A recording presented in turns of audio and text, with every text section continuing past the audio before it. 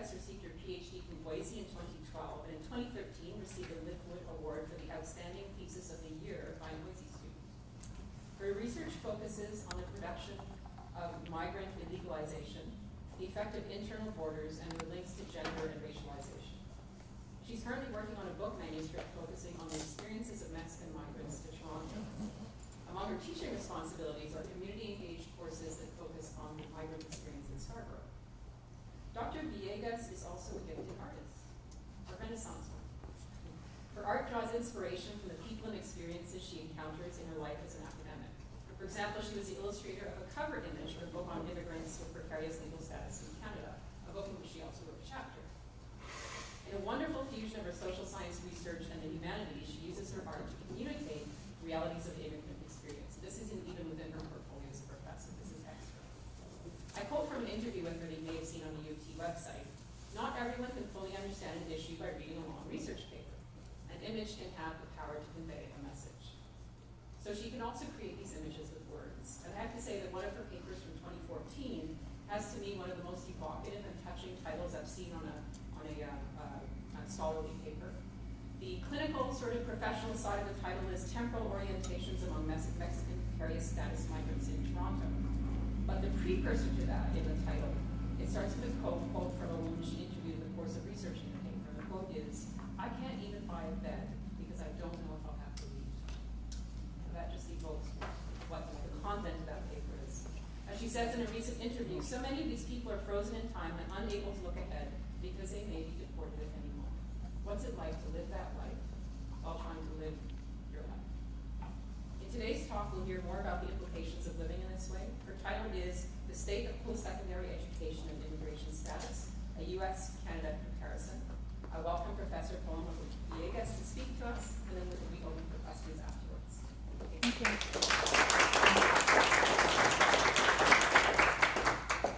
Thank you. Thank you for such a wonderful introduction. And I will be talking about the bed in a bit, so we planned that, yeah.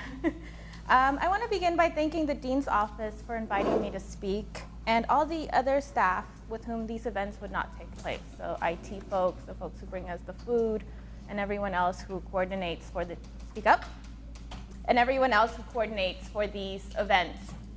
I also want to reiterate the land acknowledgement mentioned earlier, and also thank the original inhabitants of this land for allowing me to work and participate in the area.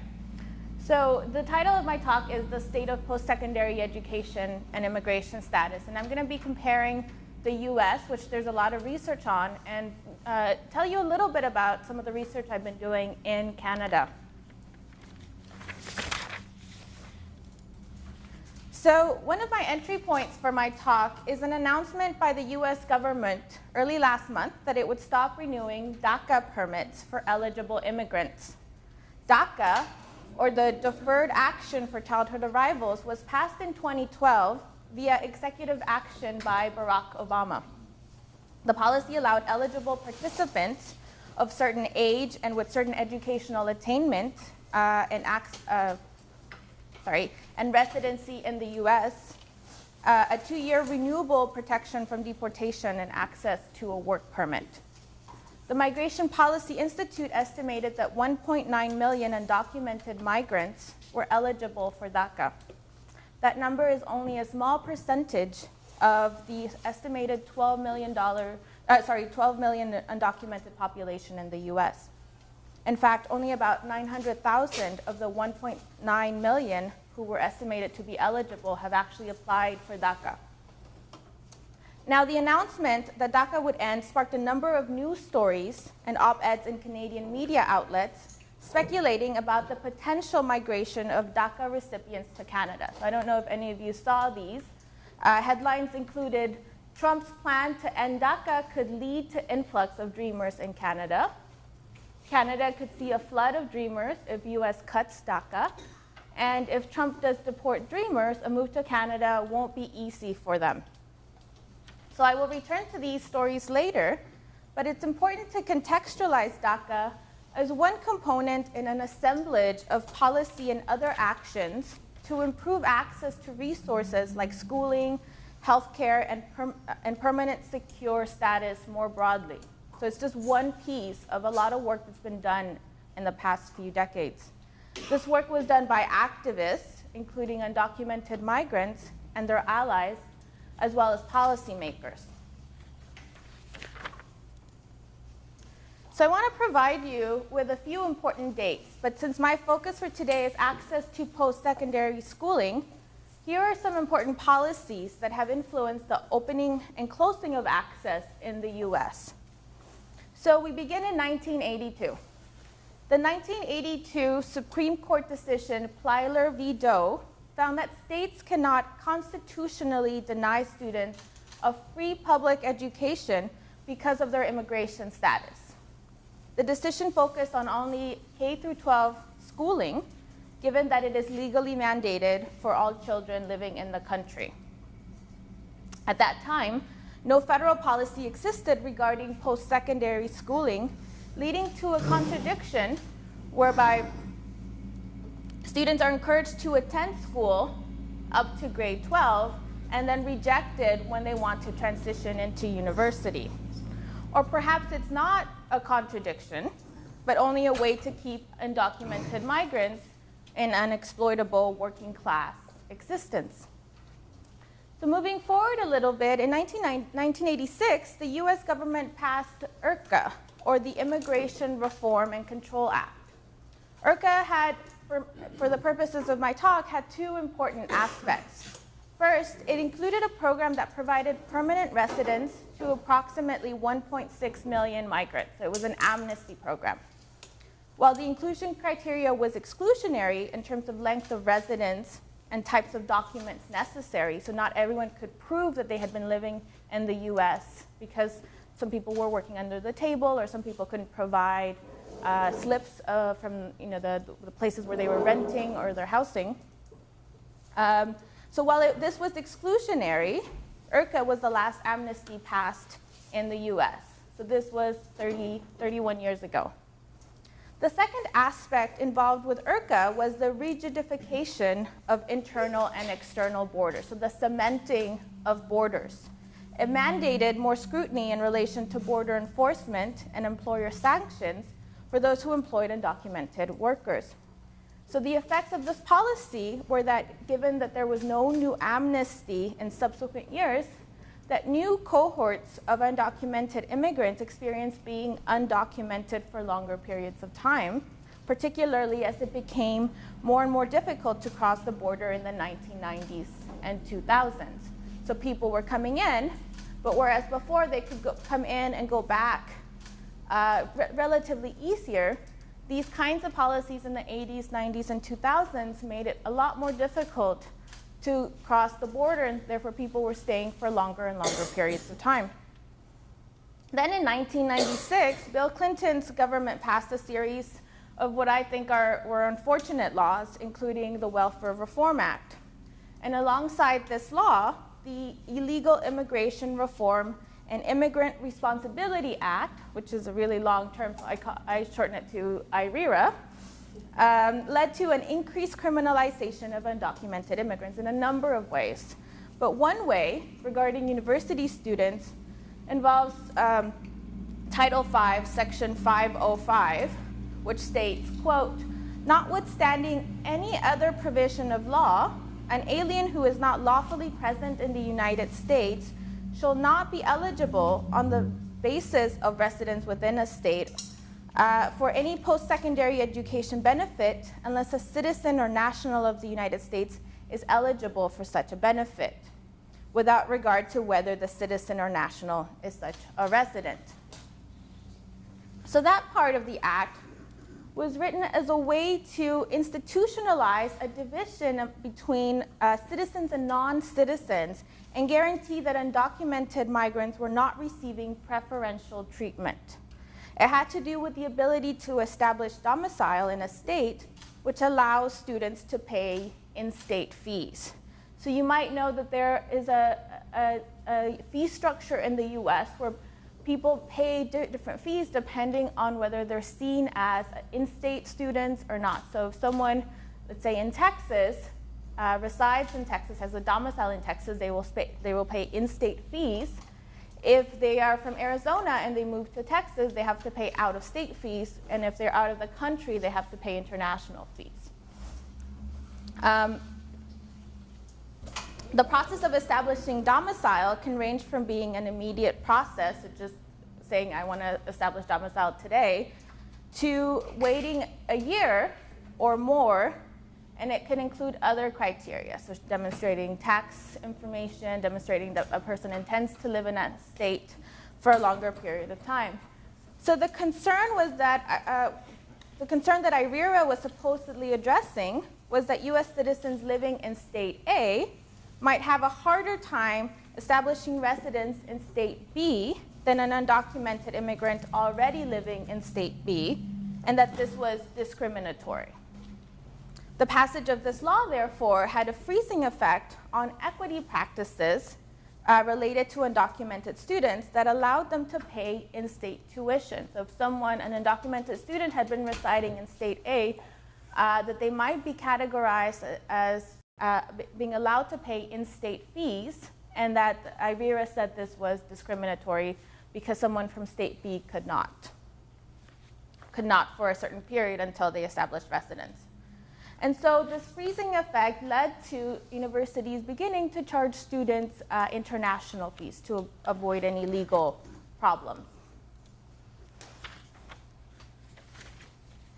So in response to this law and to the push from undocumented students wanting to enroll in university, the first version of the DREAM Act was introduced in 2001.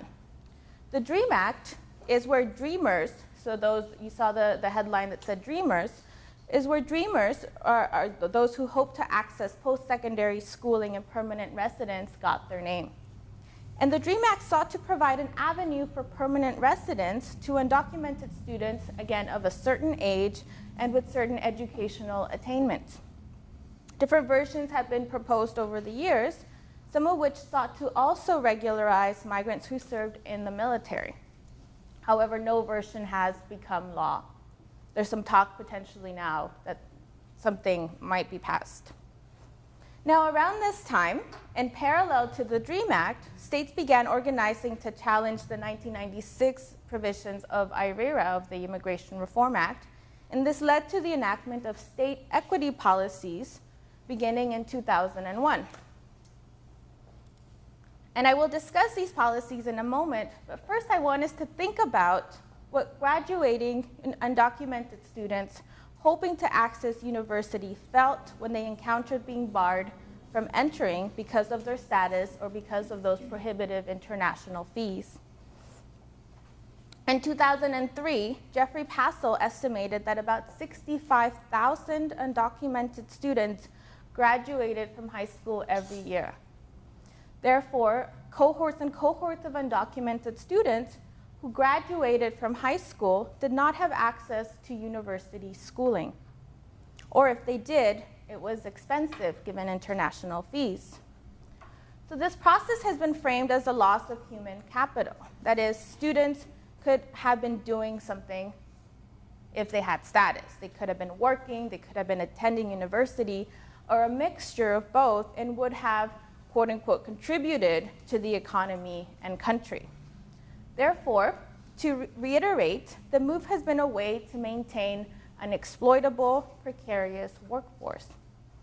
And I will return to and complicate this human capital argument, but first I want us to think about what limited to no access means through Langston Hughes' poem Harlem, which has been used a lot to think about the undocumented experience. So he tells us, what happens to a dream deferred? Does it dry up like a raisin in the sun, or fester like a sore and then run?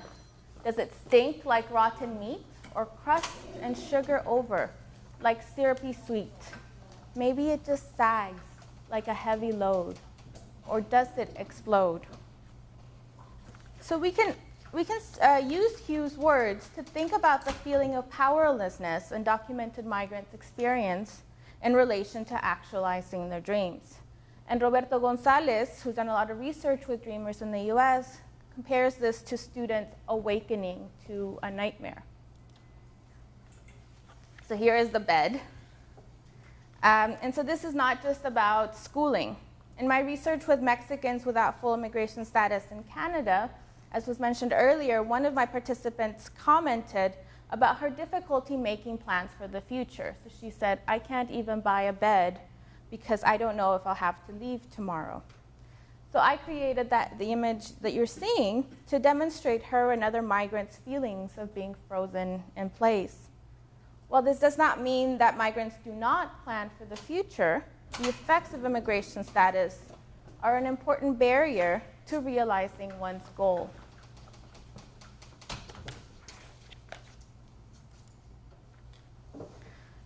So as I mentioned earlier, in the early 2000s, activists and legislators began to craft state-level equity policies to allow undocumented youth to access post-secondary schooling and pay domestic fees, challenging the assumptions of the 1996 Immigration Reform Act. These policies were first passed in California and Texas in 2001 and have subsequently passed in other states. The policies require students to have graduated from state high schools and have 2 to 3 years residence in the state, thereby avoiding legal problems about undocumented migrants receiving preferential treatment in relation to citizens from other US states. So you can see on the map that there are different policies in place in different states. However, these policies have changed constantly, some opening up more access, including financial aid for students. So the policies in this green are policies that have tuition equity laws and some state financial aid. Alternatively, the red are states that ban enrollment to undocumented students, and the pink are states that have some college systems deny enrollment. Therefore, what the map demonstrates is a lack of national coherence as it relates to post-secondary schooling and the development of a patchwork of policies as a response. And these policies only address financial access and don't get at the need for comprehensive immigration reform. So you can imagine how undocumented students experience these policies on the ground, but I want to provide you with one story to illustrate this. So the painting that you're seeing is titled, "I Carry the Border on My Body." And I painted it as a way to demonstrate how internal borders follow undocumented migrants as they move around their local context and encounter institutions, organizations, and individuals. I was born in Mexico and grew up in the United States undocumented. I graduated high school in the year 2000 in California and received admission to a local university. I thought the difficult thing was getting into university, but as I was preparing to begin my first semester, I received my tuition bill. The fees were 3 times what I expected to be charged. I had assumed, because I didn't know when the internet wasn't what it is today, I had assumed that I would just be considered a domestic student, having lived in the States since I was 8. I had received a family loan of $20,000 to pay for my 4 years in university, and the bill amounted to about 2/3 of that amount. It was about $14,000. However, I was lucky. California Bill AB 540 passed soon after in October 2001, which meant that I only had to pay higher fees for 1 semester. I was also lucky that I had graduated from a California high school and met the residency requirements. At that time, financial aid was not available for undocumented students, but I was also lucky to find a part-time job and have that family loan. Others were not so lucky, and others continue to not be so lucky. And I tell you this story because I believe that research needs to benefit the communities in which we are embedded. And my personal experience has led me to this work, both in the US and here in Canada. So now I want to tell you a little bit about the research that's been done in relation to these dreamers, because as these policies were passed in 2001, more and more research has been done about their experiences and the kinds of barriers that they encounter day to day.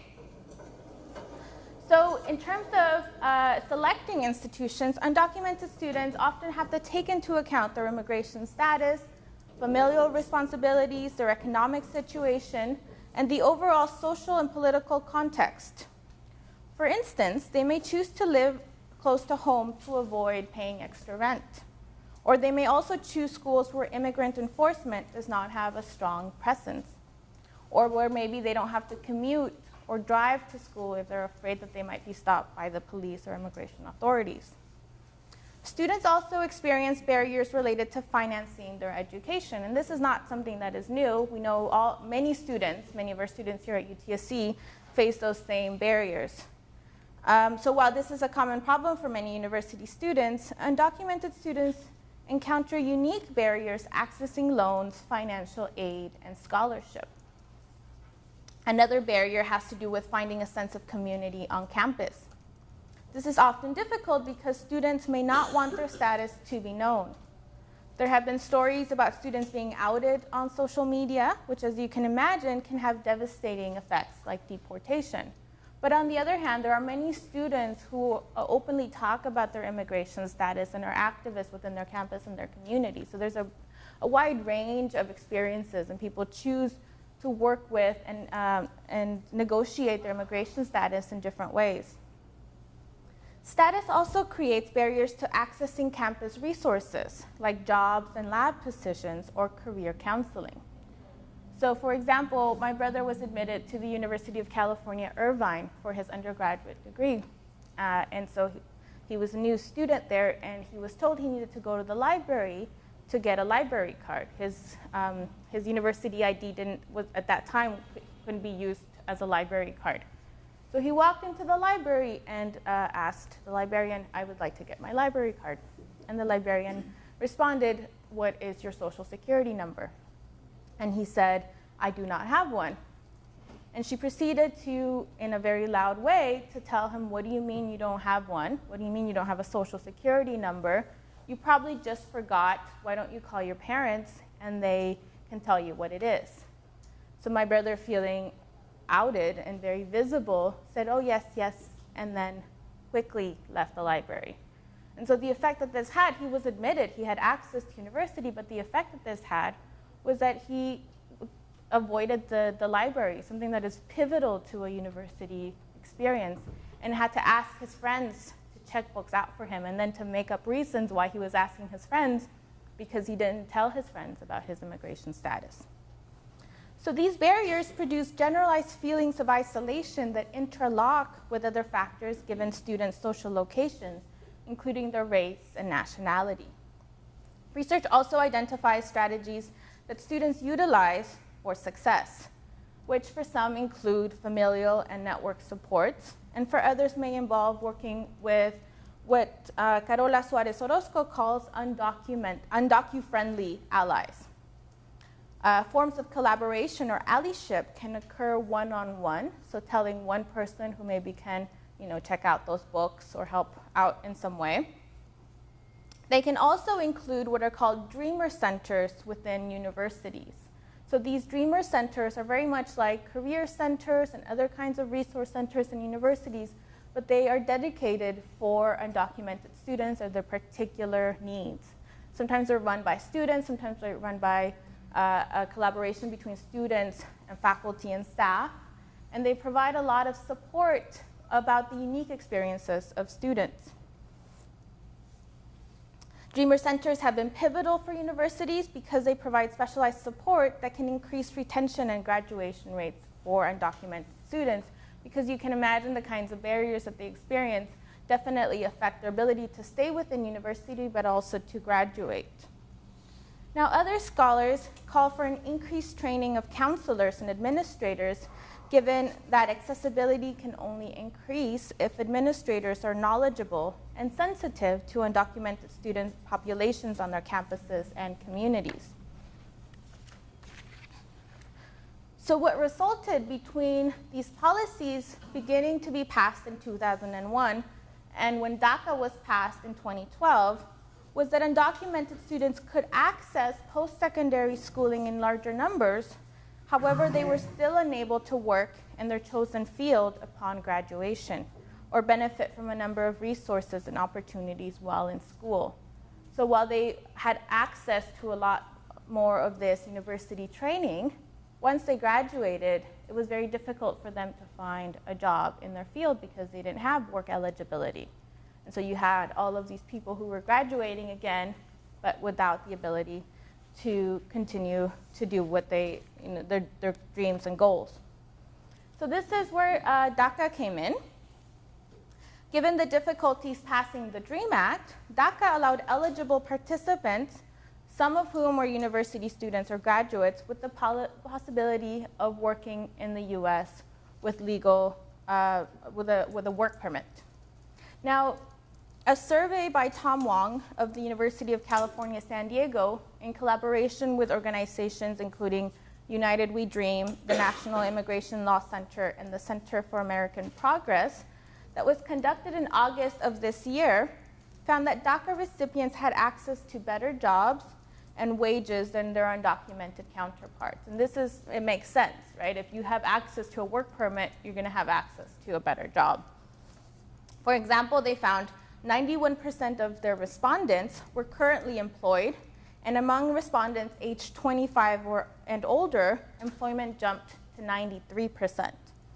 After receiving DACA, 69% of their respondents reported moving to a job with better pay, 54% moved to a job that better fit their education and training, 54% moved to a job that better fit their long-term career goals, and 56% moved to a job with better working conditions. They also found that recipients had more purchasing power. So a lot more were able to purchase things like a car and even a house. And finally, they found increased access to schooling. So they found 45% of respondents were currently in school. Among those currently in school, 72% were pursuing a bachelor's degree or higher. So the problem with DACA was that it provided temporary status, as we found out in September. Recipients had to renew their DACA status every 2 to 3 years, demonstrating what Cecilia Menjivar calls a liminal legality. So they were not undocumented. They had certain documents that allowed them to be in the US, but they were not fully documented. They did not have permanent residence or citizenship.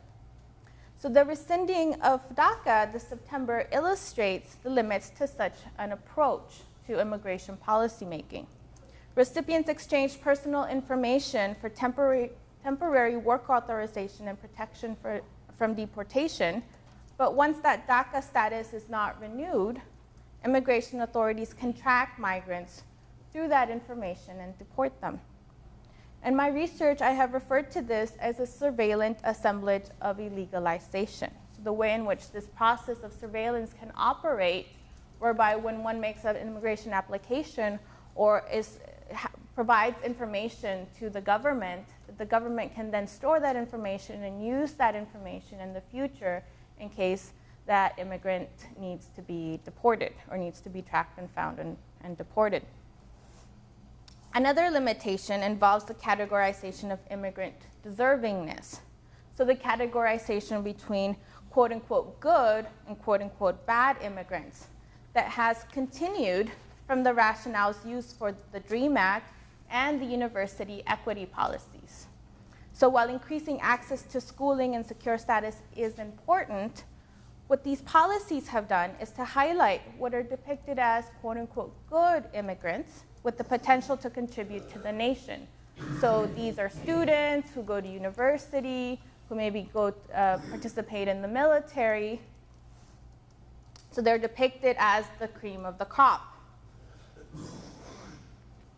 The problem with this strategy is that it excludes other migrants who may not have had the opportunity to attend school, who may have had to work in subsistence jobs to contribute to their household, and who may not have had the same language abilities, not because of their own fault, but because of limited opportunities.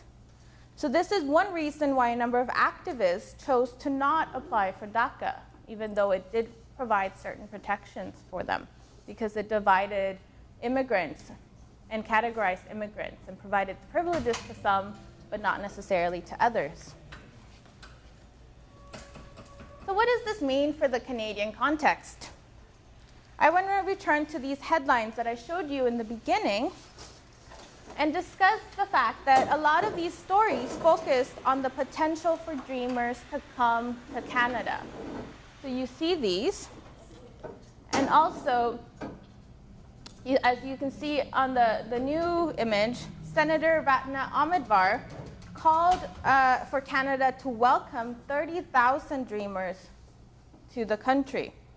While this may be read as a generous move, there are some problems associated with this rationale. The first is what I would call a brain drain ideology that seeks to pick and choose migrants who can economically contribute to the country. And to think through this, I want to compare this to the news stories that you probably also read during the summer and the winter about refugee claimants coming to Canada, crossing the border to avoid the effects of the Safe Third Country Agreement. So the way that dreamers were depicted in the news in Canada was that they had the potential to contribute to Canada. They had the skills. She mentioned that some were working in Google and Apple and other companies, whereas folks who were crossing the border to seek protection in Canada through Quebec and Winnipeg were depicted as in a rather negative way. Also, 30,000 is a small percentage of the estimated 1.9 million DACA-eligible migrants and the overall 12 million undocumented population. And then also important is that Canada has dreamers of its own who are facing very similar barriers to access as their US counterparts. Some of the news coverage last month discussed this topic with headlines like, Canada has done even less for its dreamers than the US. Canada has its own dreamers, but no program to protect them. And don't forget about Canadian dreamers. Though I don't think these stories had the same coverage as the other stories. So what about these dreamers of the North? Like Plyler v. Doe in the US, there are policies that allow undocumented migrants access to K-12 schooling in Canada. However, unlike Plyler v. Doe, these policies are organized provincially and vary greatly. So you have some examples here. But for instance, migrants in Quebec still have problems enrolling their children if they are undocumented. So some of these children are barred, unless they pay international fees, are barred from attending K-12 schooling. In Ontario, Section 49.1 of the Education Act allows undocumented students to enroll in K-12 schooling. And you may remember stories, this is a story from 2007. You may remember stories about policies that were passed in Toronto. So the Toronto District School Board and the Catholic Board both passed policies in 2007 to reiterate the wording of the Education Act and allow undocumented students into their schools. But there is one caveat in Ontario. Folks who are visitors, people who have a valid tourist visa, are not allowed to enroll in schools in Ontario unless they pay international fees. So I had, in my own research and in my own community work, I've met a number of parents who have to keep their children out of school because they cannot pay these international fees until their visa runs out. And then the schools will allow them to enroll their school. So you can imagine children who are sitting at home for months. A visa usually is for about 6 months, who are sitting at home. Someone has to be with them generally until their visa runs out, and then the schools will allow them to enroll. And similar to the US, upon graduation, students face a number of barriers to access post-secondary schooling. So what are some of the reasons that this might be the case? So as my colleague Hayes notes, quote, non-status students are excluded from post-secondary education because the fee structure favors the inclusion of international students for the institution's ability to charge exorbitant amounts and the international students' ability to pay. And we've heard a lot of these stories in the news as well. The fact that universities are recruiting more and more international students because international students pay more fees than their domestic counterparts, and so they provide profit for the university. So Hayes discusses the link between the growing number of international students in Canada and neoliberal globalization, which excludes precarious status migrants, so migrants who don't have full immigration status in Canada and are unable to afford expensive fees. Some cases do exist of students accessing schooling, but they're very few and far between.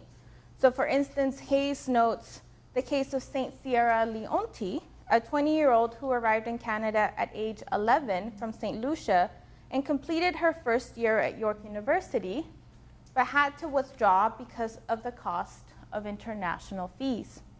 As a result of public pressure, the Minister of Immigration intervened in Leonte's case, and York administrators committed to holding discussions around the feasibility of a don't ask, don't tell policy. And don't ask, don't tell policies are policies that don't ask immigrants about their immigration status, and if someone finds out that they don't tell immigration authorities or anyone else about that status. So when I was doing my PhD at OISE, downtown University of Toronto, my department, my graduate student organization, and my union also committed to opening up access. But these were very symbolic processes because we knew that the leadership had to come from above, from the university leaders, in order to actually push for access.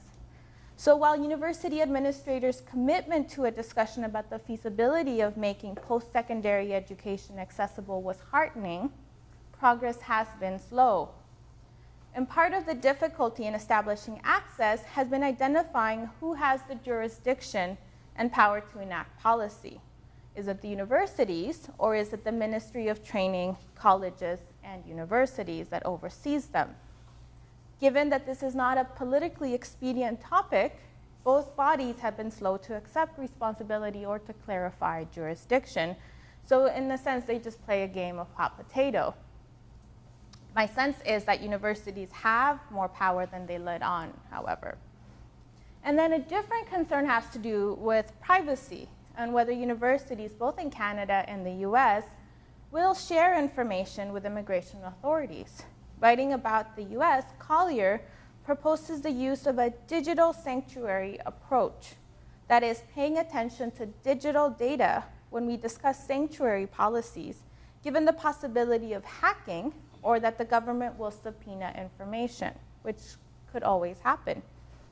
These processes are important given migrants' deportability, so the potential, the ever-present potential that they could be deported, and their vulnerability if immigration authorities or police appear on campus. So this takes us back to that surveillance assemblage that I mentioned before.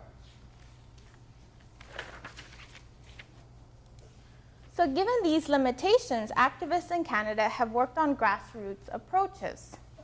For example, influenced by projects in the US and Europe, including a university project called Freedom University in Georgia, one of the states that excludes certain students from accessing education. Influenced by these projects, the FCJ Refugee Center here in downtown Toronto developed a project called Uprooted University. The project emerged from the FCJ Youth Network and their desire to continue their education after high school.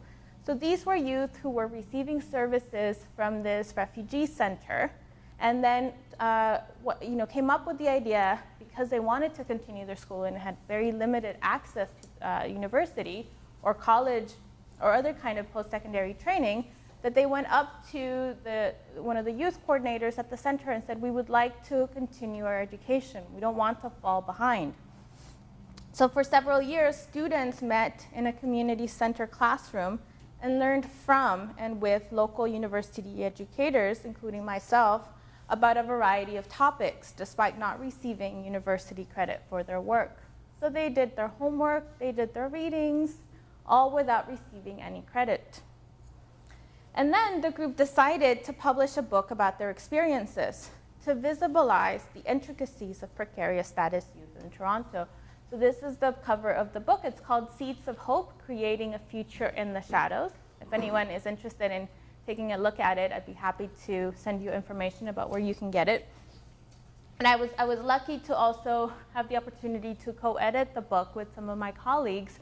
But in fact, the book was actually designed, imagined by the youth themselves. So they applied for a grant, they received the grant, they went to class, they worked on their writing, they created their narratives, and one of the students even created the artwork for the cover, and then there's some artwork also inside.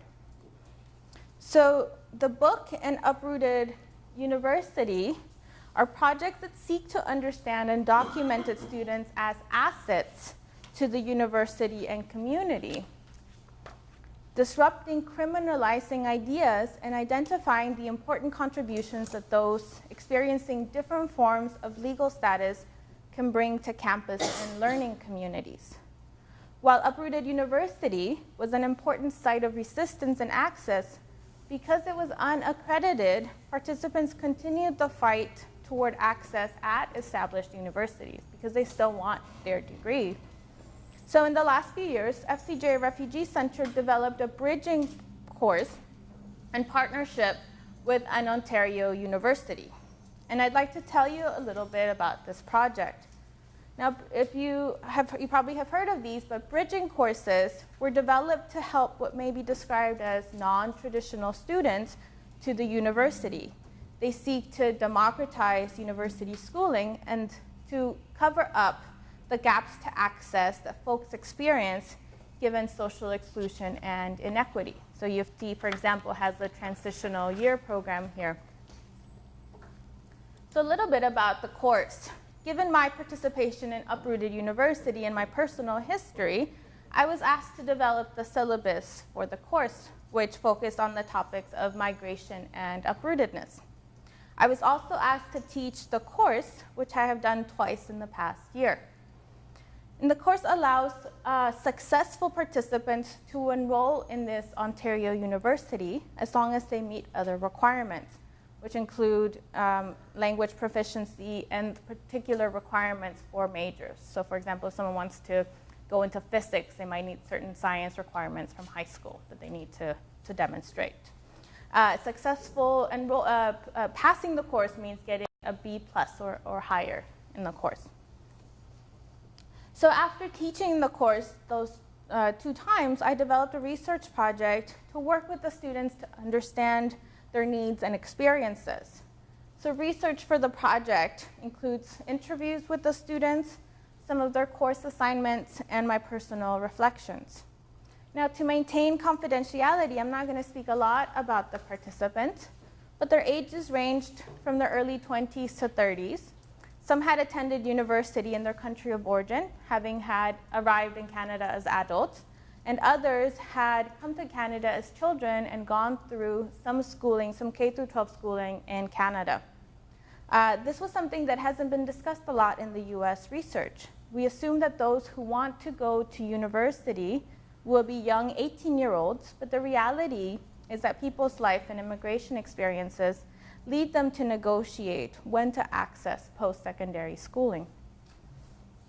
Unlike the US, where dreamers are assumed to be undocumented migrants, the immigration status for participants in the course ranged from no status to those who are awaiting a decision on a refugee claim.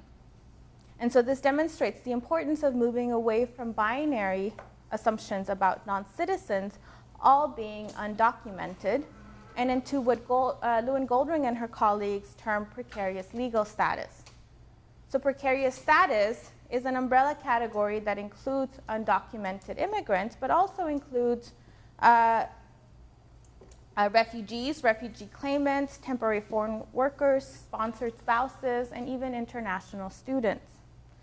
Now, there were no international students in the course, and we can maybe, if anyone is interested, we can chat about the reasons why that might be the case or not.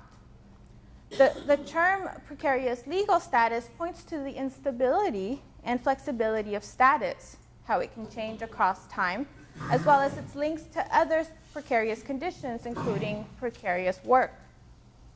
And finally, participants came from a diverse number of regions across the world. So these are some of the preliminary findings from the project. And this is very preliminary, so I'm happy to receive any feedback if anyone has any, but so their initial reflections. But a number of participants identified feeling stuck before learning about the bridging program. Many had researched university and college programs, and some had even applied and been admitted. However, the international fees made their enrollment prohibitive. For instance, Gabriela commented, "Being stuck out of school for 6 years already for me, it was not my plan. I never wished for that, and I never knew I was going to be there." And Lauren similarly stated, "I wasn't interested in going to college because I didn't think I would ever get my papers, to be honest." Like Lauren, the majority of participants felt hesitant to return to school.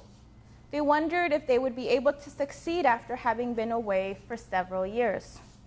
They felt the course literally bridged that gap. They felt that with the course, they felt that they could start to dream about attending university and that they would be able to fit in their classes, given the course's focus on developing students' critical thinking, writing, and presentation skills. And this meant that the course provided students with a sense of purpose. For instance, Barbara, who had been away from school for a few years after graduating from high school in Canada, told me, "I liked having a sense of purpose. Having the sense of purpose is not only beneficial to me, but it would be beneficial to my family in the long run." So Barbara, like other participants, saw their participation in the course as instrumental.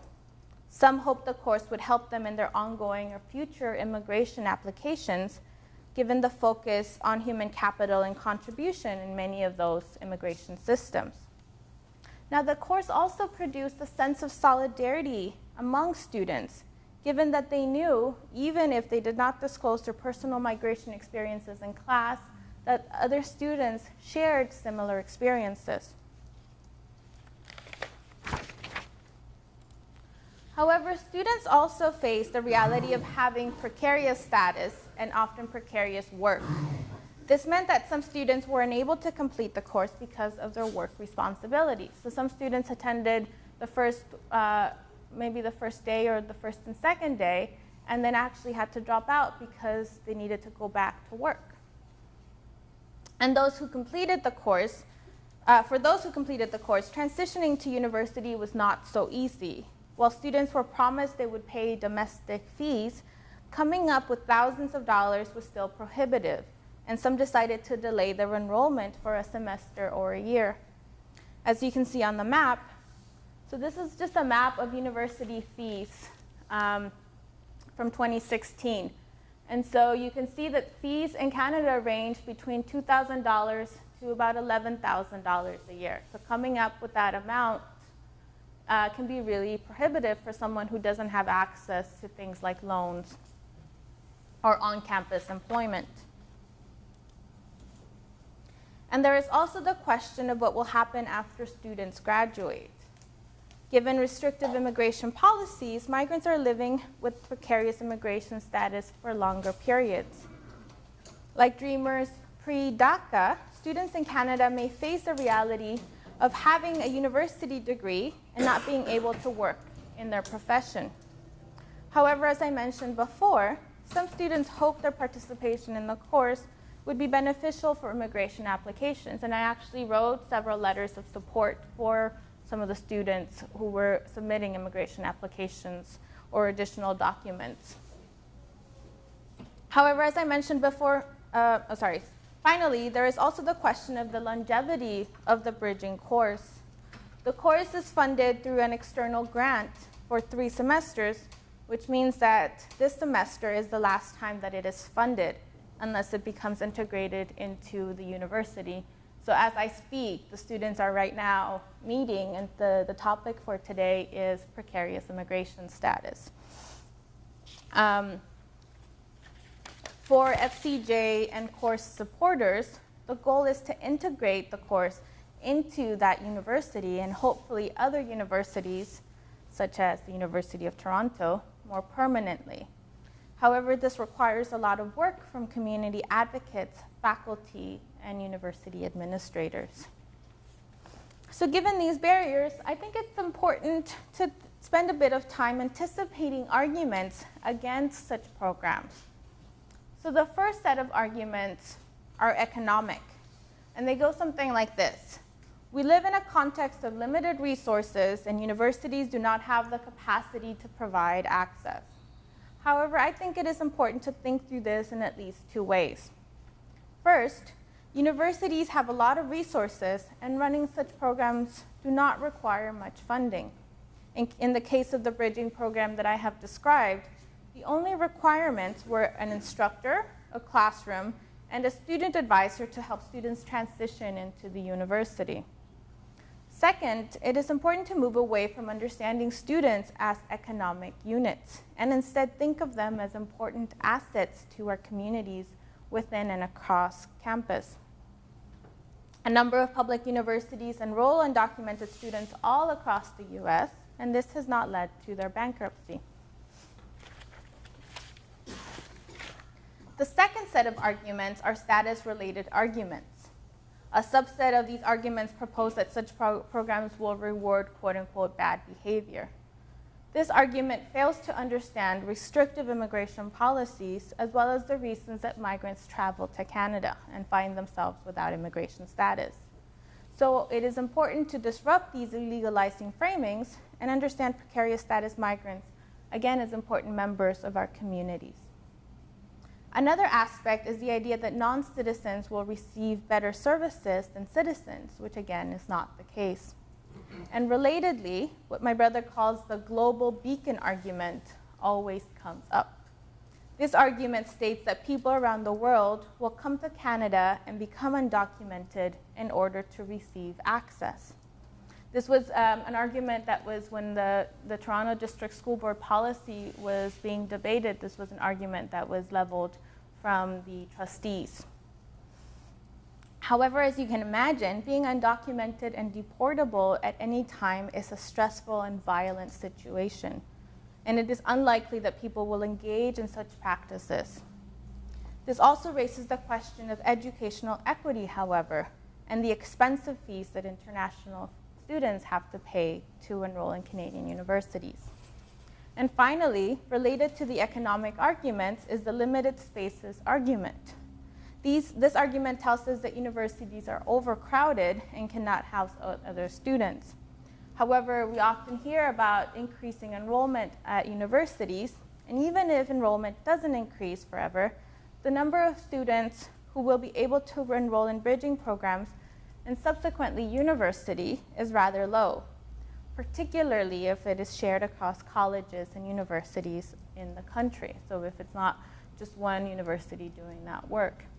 The enrollment for the 3 courses for this bridging program did not go over 50 in total for the 3 courses. So given this, I want to conclude with the following recommendations.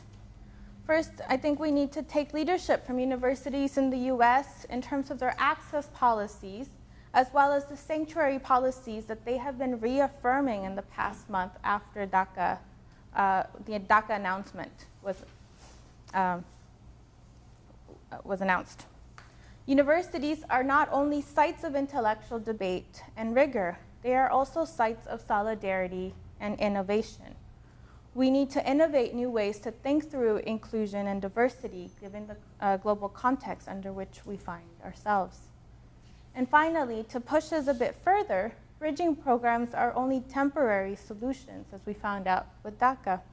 We need to push for comprehensive immigration reform, learning from those lessons of DACA so that members of our community can have the opportunity to thrive, whether they wish to attend university or not. So thank you, and I'm happy to answer any questions.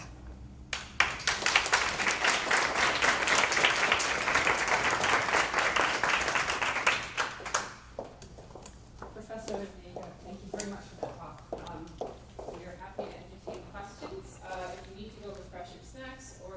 from across the hallway, please go ahead, but we will move right into the question period.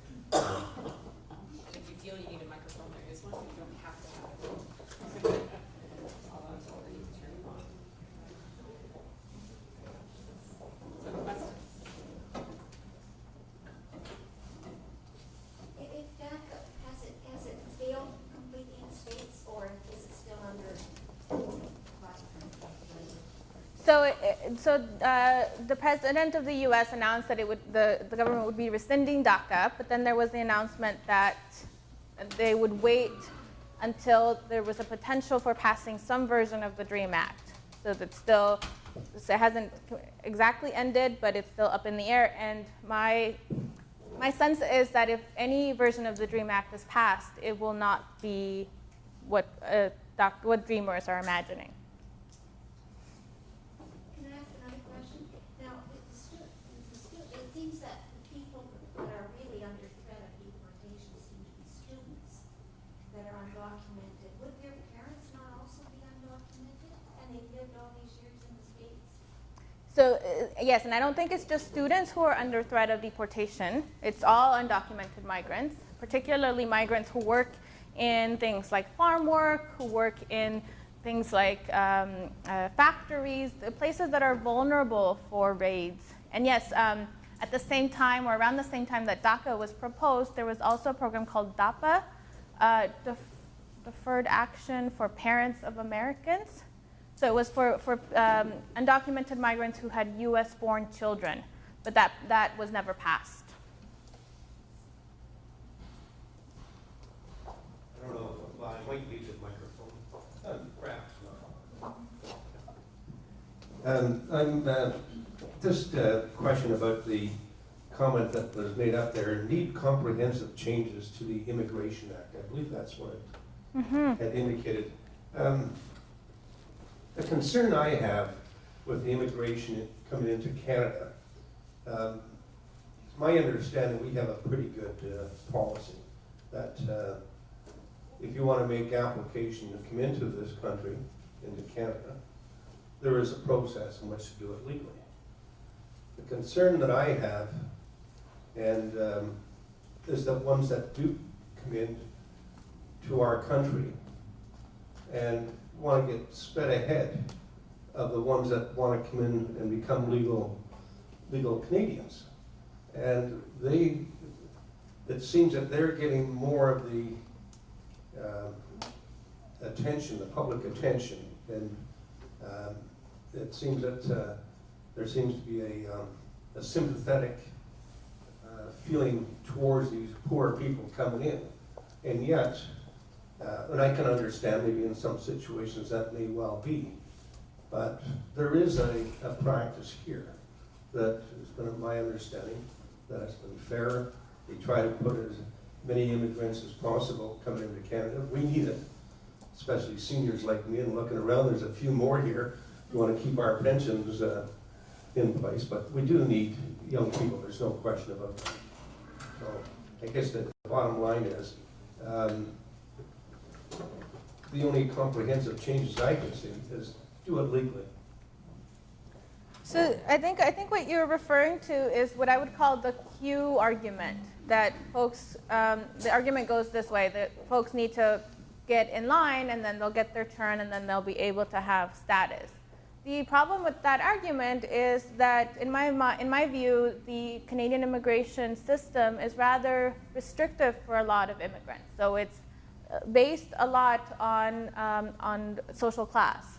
So the express entry, what it was before the point system, chooses or selects for people who have high educational attainment, employment experience, language ability, and other factors. And so again, it goes back to that argument that I was making about the deserving and undeserving.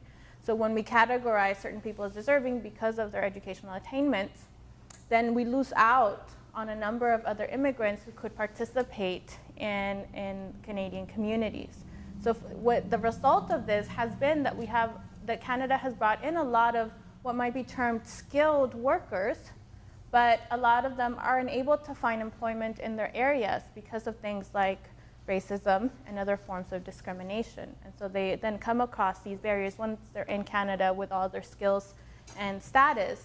And then you have other people who are coming to Canada for other reasons who don't meet those requirements and yet might be fleeing from persecution or might be fleeing from what I call economic insecuritization.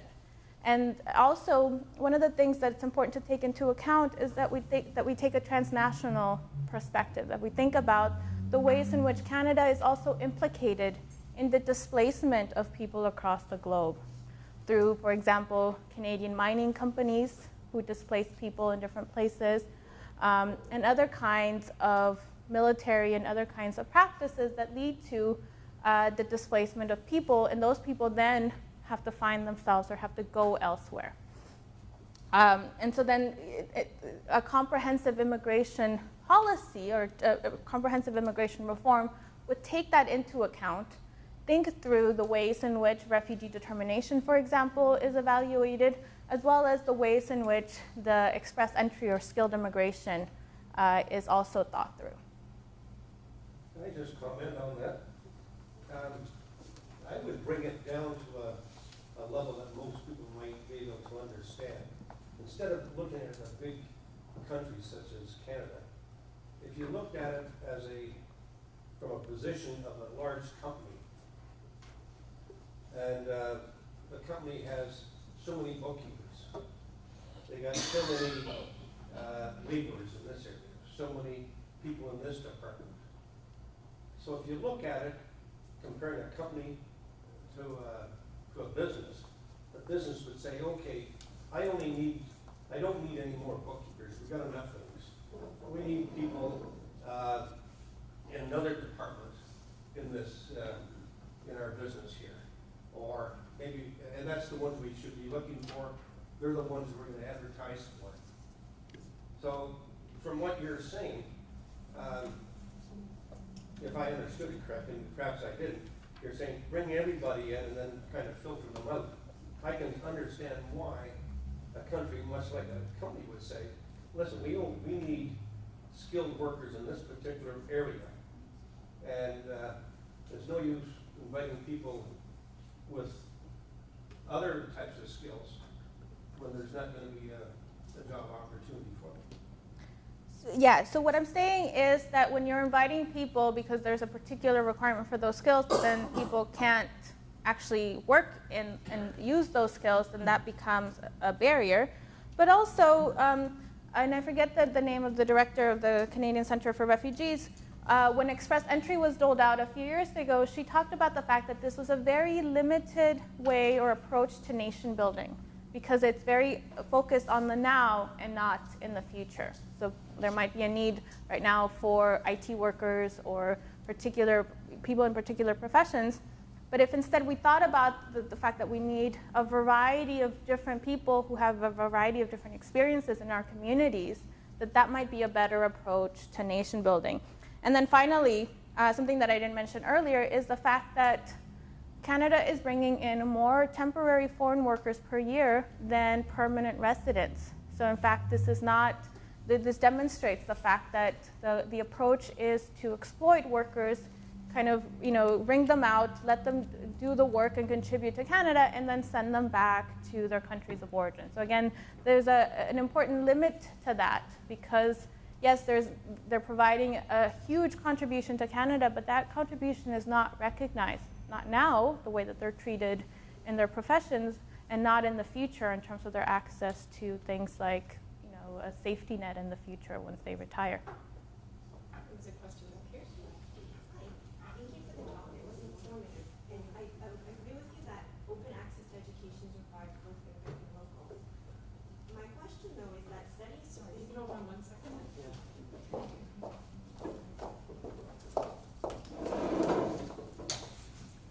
Thank you for the talk. It was informative, and I agree with you on open access to education for all.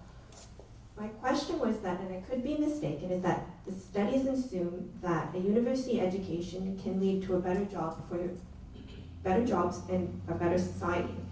And to some extent that's true, but oftentimes that local students as well as immigrants with PhDs, have difficulty finding work in their respective fields. And this could be old data, but migrant workers in fields like construction, where post-secondary school is not required, is often in demand for migrant workers. Mhm. So my question is, for the two bottlenecks for immigrants, post-secondary and jobs, and saying what is the value of a degree without employment? What is being done for immigrants to help find work? Mm-hmm. So there is such a program called I think it's called the Skilled Trades Program that seeks to bring in people who have experience in the skilled trades as permanent residents, which started a few years ago. But I think your point is important, right? I talk to students all the time who say, I don't know what I'm going to do with a degree in sociology once I graduate. I can't work as a sociologist. I have to find and look for the kind of work that I want to do. So there's a lot of competition out there. But we also know that a high school degree doesn't cut it. And so people are getting more and more education because there is this competition to find work. And so if some people are being held back because of their immigration status in terms of being able to compete, or also in terms of being able to, so as I mentioned in terms of the bridging program, these students just wanted to learn.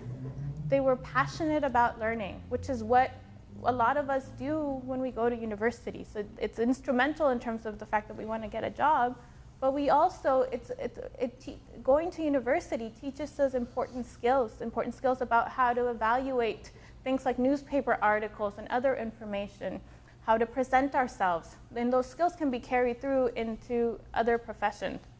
But I agree with your point that we live in a context of limited resources, and to be able to gain some of that competitive advantage, having access to university education or college education is really important.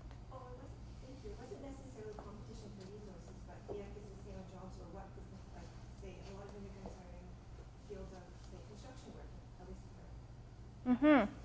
Yeah, so we have settlement services in Canada, and a lot of these settlement services provide information about jobs to immigrants who are looking for, so they provide resume skills, they provide information about where to look for jobs, or how to find jobs, how to attend an interview. And those are really important, but those settlement services are only available for permanent residents and refugees. And so then again, it's prohibitive for other people who have other forms of immigration status. I think there's a question over here. Yeah, I got a quick question. Under DACA, I can use this. Under DACA, if you qualify and you obtain that work permit, which has to be renewed every 2 years, do you qualify, or do they qualify for social insurance numbers? So yeah, because then they pay taxes, right, as workers. All right, so once you have your SIN number, then you can apply for credit cards, bank accounts. Are you allowed to go after a passport too? From their own country, yes. Yeah, but assume a youngster was brought into the United States at a very young age. They're not going to be registered with their country of origin, I would think. Or would they be? Yeah. They can still go back and... They can go to, so for example, I got my passport at the Mexican consulate in San Francisco. Oh, okay. So that works out.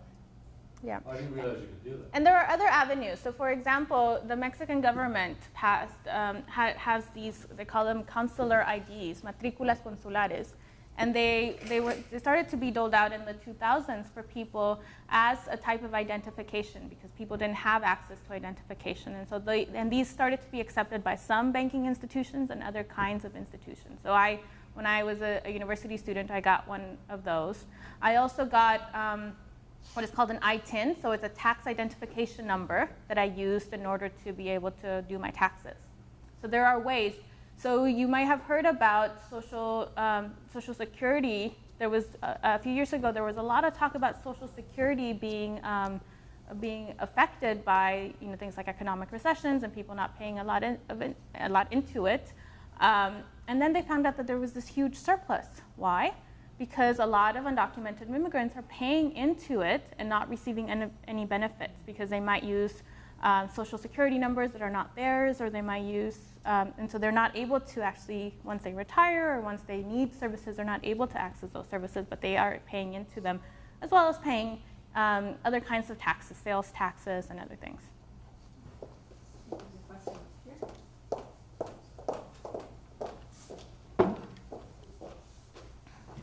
Thank you. I'd like to get a feeling for the size of the issue on both sides of the border.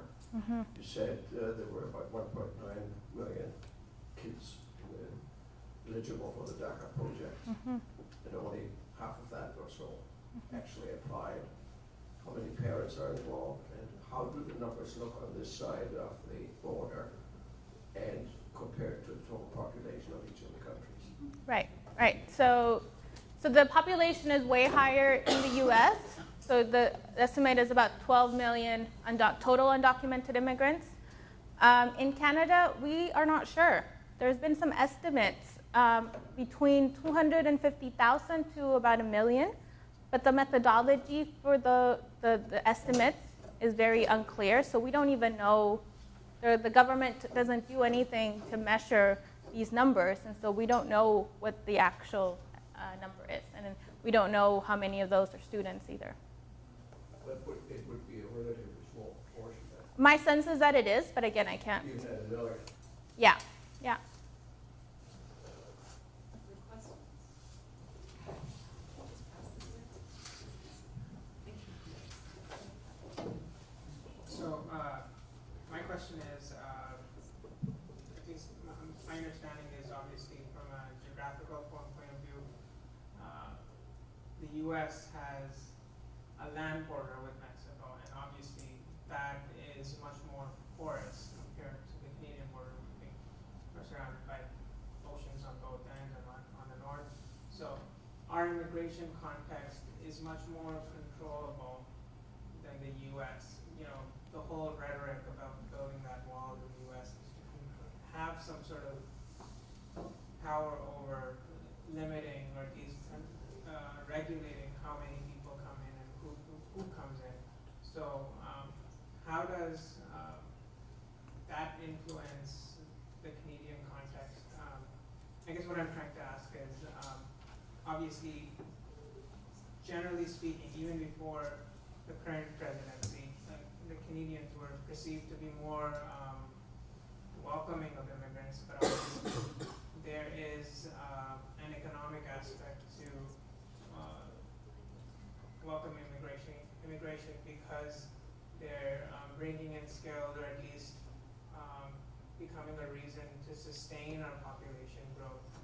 So how do these factors sort of shape the discussions around immigration in general? What do you think? Your position on it? Yeah, so in terms of the U.S.-Mexico border being more porous, we know that a large proportion of undocumented migrants are Mexican, but there is a misconception that everyone is actually crossing undetected through the border. That's not necessarily the case. It's become a lot more difficult to actually do that. There is still some of that happening, but a lot of people cross sometimes with a visa, tourist visa or other visas, and then maybe overstay. And some people arrive, very much like Canada, arrive at airports. And so it's important to kind of think about the different ways that people arrive into a country and then with status and then maybe become non-status or undocumented. And then, so you're saying how does that affect the way that Canada positions itself in relation to the US? Yeah, so we know from news stories and from popular debate that the Canadian system is depicted as more welcoming than the U.S. system. For example, when there was discussions about refugees coming to Canada and the U.S. a few years ago, we saw that Canada accepted a lot more refugees proportionately than the U.S.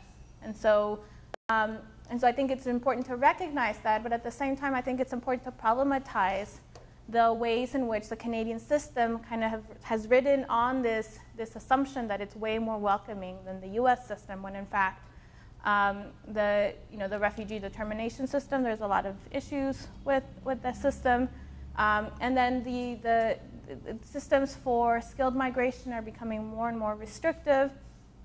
We've seen the growth, as I mentioned before, of temporary foreign workers who then are treated in a very exploitative way, a lot of them. The treatment of international students, and I want to recognize Hassan is a UTSC alum, and he has conducted some research on the topic of the experiences of international students. And we imagine that international students come from these very wealthy places and drive Ferraris, and some of them do. But a lot of international students face a lot of barriers. They face barriers because maybe they are taking out loans, or their families are taking out loans in order for them to be able to pay for their university, as well as they have to maybe work in Canada, and there's limitations as to how many hours they work because obviously they have to study. But also because the services available for immigrants are often not tailored towards international students. They're imagined to not need any services, and therefore when they go out and look for things like employment services or other services, they're not designed for international students. And so I think it's important for us to recognize the limitations of the Canadian immigration system, because when it's compared to the US system, it often wins out, but then that discussion invisibilizes the things that need to continue to be improved in the Canadian system. In the Globe on Saturday, there was that article about the young man who wanted to join the military. And when he asked his parents, he had to supply a social insurance number. He was born here, I think it was a Mexican background, and his parents couldn't supply it. Now, how have those parents survived? They couldn't have been working under the table all those years. Could they have? Or did they pay taxes? And if they pay taxes, will they have to have social insurance numbers? And how does this happen? So I didn't actually read the story, but I know that, I know people who have been in Canada without status or with precarious status for 15 years. But how are they working? I don't understand that the parents were successful. So there's a number of ways that people can find employment. People can be paid under the table, cash. There's a lot of exploitation. There's a lot of wage theft that happens, so it's not a fun experience. Sometimes people will borrow or pay for using someone else's social insurance number.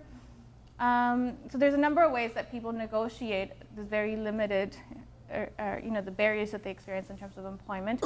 People bring, families will work and kind of piece together their salary in order to pay for their livelihoods. But it's a very difficult process. And also to think about, I don't know the story, but a lot of people will move in and out of status. So someone may have arrived as a tourist and maybe applied for refugee status that allows certain kind of entitlements, like a work permit and certain kinds of access to services. If that application is refused and someone continues to stay in Canada, then those services, they won't have access to those services anymore. So also that maybe they were not undocumented the whole time, but maybe some of the time. Other questions or comments?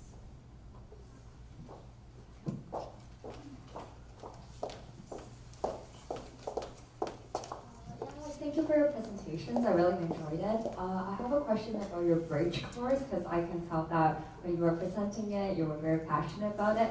And I'm a teacher myself, so I do. I just graduated from OAC as well. When you do the bridge course, what are some of the challenges that you think the student experience most? Like, is it language skills, writing skills, or is it like the cultural adaptation? I think the students in the bridging course experience barriers very similar to the students that I teach here at UTSC. So some students, kind of learning to find their voice, learning to understand the rules about writing in certain ways. A lot of them are shy about presenting in front of their classmates. So very similar kinds of barriers. A lot of them were initially shy to talk about their experiences, but some of them actually opened up during the period of the course and opened up about their experiences. And then some did have language difficulties, and so then after finishing the course, one of the things that they need to do is to demonstrate their language ability, so they might need to take one of those language courses, like the TOEFL, in order to demonstrate that. And so they were planning on studying for that in order to be able to enter the university. Good question. I have two questions. One is short. I have two questions. One is the Canadian government looking at a comprehensive immigration reform policy currently? Okay. Second question. Well, it gives us a lot of chance now to speak to our MPs. Yes. The second question is, if I wanted to know more on this topic, is there a book that would give me a starting point that you could recommend? About the topic of immigration in Canada? Post-secondary, or not post-secondary, maybe elementary, etc. So in terms of schooling, you could look for, and I can give you information about the book that I mentioned, The Seeds of Hope. And so the book is a series of personal narratives, poems, and experiences. So that might be an entry point. There's not a lot of research in terms of schooling, but my brother's PhD dissertation is on the topic of access to schooling for K through 12 students in Canada. So thinking about the Toronto District School Board's Don't Ask, Don't Tell policy. And that's available through U of T website, so through the PhD dissertation database. Same thing as you? Yes. Okay, so it's just fine. Yeah. Thank you. Other questions? Good question. I have a silly question. I've got a lot of voice maybe. Okay. How many people in this room are immigrants? Originally, yeah. Fascinating. Thank you. Okay. That was easy for me. There's a question in the front here. This is just to tag on to what you said. If we started looking back, okay, the skeletons in the closet, if they wanted to boot out all the Canadians, deport the ones who have some illegal immigrant ancestors, we don't want to go there. I can name them, it's not. And the borders used to be quite porous. And very close to me personally, a church congregation watching the immigration process that one of our staff went through, he's still going through. But to get to a point where you can actually be working at what you're talented in rather than what you used as your entry into the country, he came in as a domestic. He's a musician, a teacher, performer, and talented. It just oozes out of him. And and we watched the struggle. It was very informative for people who have no other way of knowing how this works. And you'd weep for him and the pain of it. And to agonize by stretching it out and making more difficult, all we did was put a dam up to prevent him from using the skills that he has. And we had to listen to him, use his talents to our benefit, times when we could not pay him, lest we threaten his channels to permanent residency. Very hard. I know the man who let him come in as his domestic help. He's now deceased, but he needed someone. And to me, Alan Budway was a hero to allow this young man from the Philippines a way in. And I've been doing so the book that I'm writing, one of the chapters talks about this loss of creative potential that a lot of immigrants have. So a lot of the people that I've worked with are artists, and they have to do it on the side, or they have to do it unpaid because they face a lot of limitations given their immigration status. Correct me if I'm wrong, did you say that some people, and this might be your brother's research, some folks who are international need to pay fees for K to 12? Mm-hmm. I wonder what the cost of that looks like in Ontario. Do you have any sense of that? Last time I checked, it was about $15,000. Yeah. For the whole of K to 12? No, for a year. For a year? Yeah. Oh my gosh, I Yeah. had no idea. Yeah. Well, And that's what it costs to educate a child for a year. And so the school boards are actually recruiting a lot of international students. Again, young international students who don't come with their parents and then have a guardian here in Canada, and then are going to these schools and paying in order to be able to graduate from a Canadian high school. But it's really expensive. And for those people who are coming to Canada and have make the very difficult decision to become undocumented, there is no way, as you were saying, how do people live? There is no way to then have an extra $15,000 to pay for schooling. Can I ask a question? I'm wondering about the lessons of the past. And my understanding was that the first Trudeau, when he sort of opened the doors to immigration from the Commonwealth, that there wasn't a point system per se in the same way as there is now.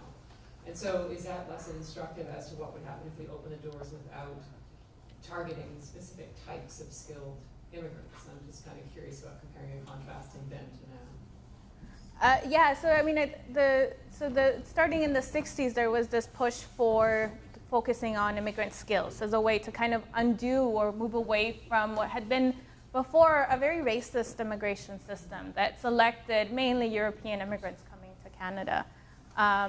In the US, there's been a lot more focus on family reunification, although it takes a really long time for some people. So for example, my mother was sponsored by her sister, and it took her about 15 years to get her immigration status. So just because there's quotas for different countries, and Mexico is a very impacted country. So I think we can definitely learn from lessons from the past, but also we can think about, so for example, there's been a lot of comparisons between certain immigration policies in the past that we see as very violent, that have ramifications or continue to exist today. So for example, you have all heard of the Chinese Exclusion Act and the head tax. We face similar kinds of head taxes when immigrants have to pay the right of permanent residence fee, which is a fee not associated with the application, but just an extra $100 that people pay in order to have the right for permanent residence. And it's a similar fee to become a citizen. Again, there's also a fee for the application, but just a right of citizenship fee. There was in the early 1900s, there was a continuous journey policy that did not allow folks from India to come to Canada unless they came to Canada through a continuous journey via a boat. So you can imagine in the early 1900s, coming from India to BC in a continuous journey was not doable. But it was a way, again, to exclude people from particular countries, a very racist immigration policy. You may have heard of the Safe Third Country Agreement. The Safe Third Country Agreement says that a person seeking protection needs to apply for protection in the first safe country that they encounter. So a lot of people who want to come to Canada to apply for protection often have a flight that stops temporarily in the US before coming to Canada. And if it does, that prevents them from being able to apply for protection in Canada. And we know that at least up until a few years ago, the Canadian system was, and we could argue that it still is, a lot more welcoming or a lot more inclusive than the US system in terms of asylum or refugee determination. But just the fact that someone stepped in the US might prevent them from doing that. So very similar to this continuous journey policy. So these policies reproduce themselves. And so we might think that we live in a very progressive society, but given what's been going on in the US and the kinds of things that are happening here in Canada, I think we need to learn from the lessons of the past and to think about how we might work to actually improve access and inclusion.